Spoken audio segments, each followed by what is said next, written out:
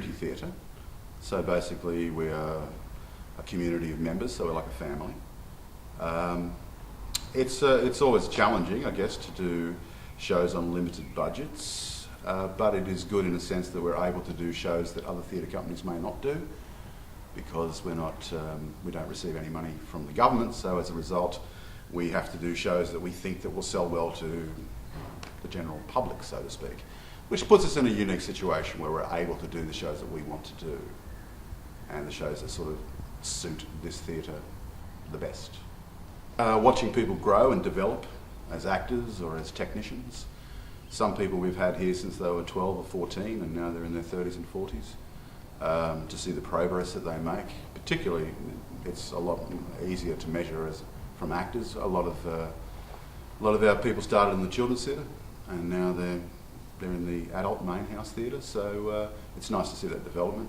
It's nice to see people overcome various different challenges in their own lives that theatre is able to do for them, confidence particularly. It's also been the platform for a lot of people to go on to professional careers.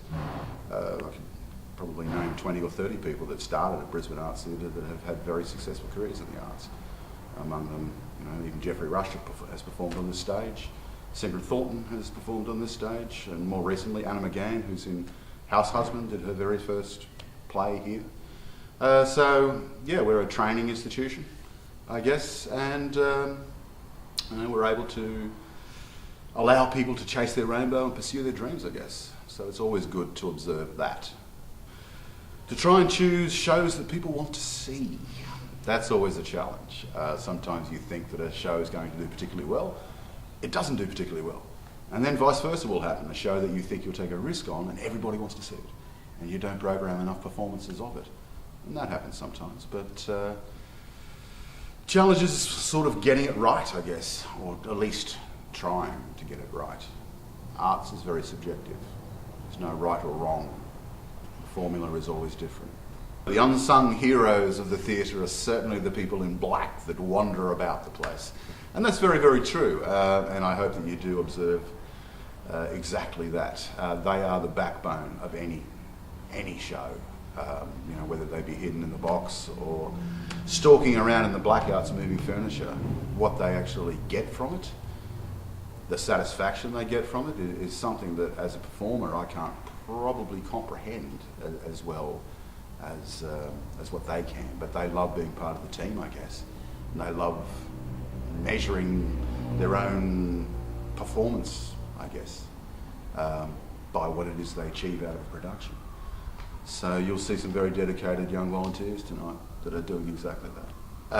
I've tried to leave the audience with a question mark in this one. The accepted belief, particularly in academic circles, is that McMurphy is the almost Christ-like figure that appears to save these poor persecuted people by the big nurse.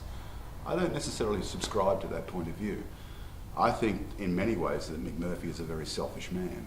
And as a result, what happens between he and Ratchet is something that I've tried to explore. Is Ratchet perhaps right in her own beliefs about what she ultimately does to McMurphy? Is it an institutional failure, or is it just what she believes is the right way to do things?